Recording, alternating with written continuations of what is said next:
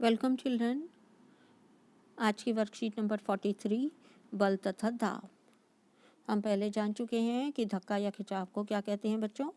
बल कहते हैं, जो किसी वस्तु की गति की स्थिति में, इसके आकार में, इसकी चलती हुई अवस्था को रोक सकता है और इसके अलावा और क्या कर सकता है बच्चों?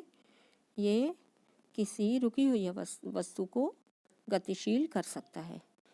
इस वर्कशीट में हम परिमाण और दिशा के बारे में जानेंगे। बल एक भौतिक राशि है जिसमें परिमाण और दिशा दोनों होते हैं। बल में दिशा भी होता है और मात्रा भी होती है। परिमाण, मैग्नीट्यूड, तो दोनों होते हैं। किसी वस्तु को जिस दिशा में धकेला जाता है या खींचा जाता है उसे बल की दिशा कहते हैं। अगर हम जिस दिशा में बल लगाएंगे उसी दिशा में वस्तु में गति आएगी। बल की परिमाण का मतलब होता है किसी वस्तु पर कितना बल लगाया गया। हम जितना ज़्यादा बल लगाएंगे उतना ज़्यादा उतनी ज़्यादा वस्तु जो है वो अपने स्थान से दूसरे स्थान की ओर खिंचेगी या उसको धक्का लगेगा। तो बल में दिशा और परिमाण दोनों होते हैं। एक बल की प्रबलता आमतौर पर इसके परिमाण द्वारा नापी जाती है। बल कितना प्रबल है, बल की प्रबलता क्या है, उसको हम उसके कितना बल लगाया गया है इस द्वारा नापते हैं। बल की इकाई क्या होती है बच्चों? न्यूटन। बल को हम नापते किस में है? न्यूटन में, जिसको हम कैपिटल एन से के रूप में व्यक्त करते हैं। बल किसी वस्तु की गति या स्थिति को बदल सकता है। यह आपने पहले पढ़ा था। बल लगाकर हम वस्तु की गति बदल सकते हैं, स्थिति भी बदल सकते हैं। किसी वस्तु पर एक ही दिशा में लगाए हुए बल जुड़ जाते हैं। अगर हम एक ही दिशा में दो बल लगाएंगे एक के बाद एक, तो वो बल कैसे हो जाएंगे? जुड़ जाएंगे। पर यदि किसी वस्तु पर दो बल विपरीत दिशा में लगाए जाएंगे तो अगर हम उन पर लगने वाला कुल बल निकालेंगे तो क्या निकालेंगे? उनके अंतर के बराबर होगा, अर्थात दोनों बल को एक दूसरे से घटाएंगे तो उनका अंतर निकालेंगे।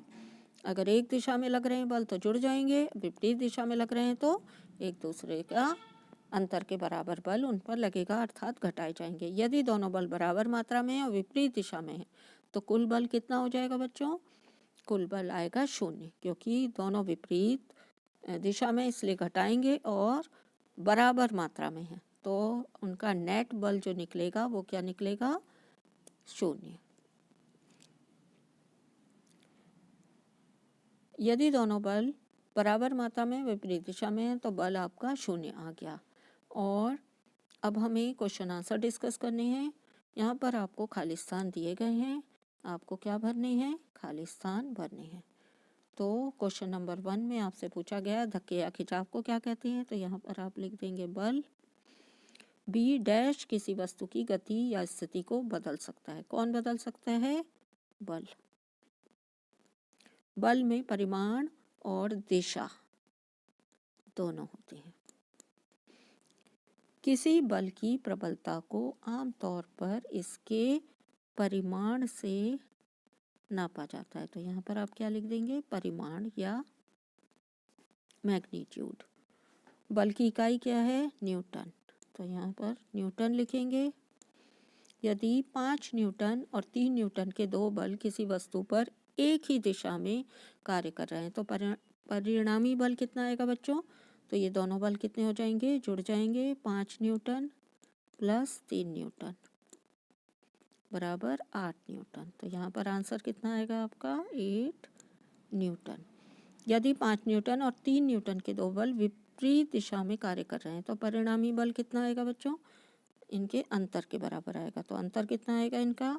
5 न्यूटन और 3 न्यूटन का 2 न्यूटन।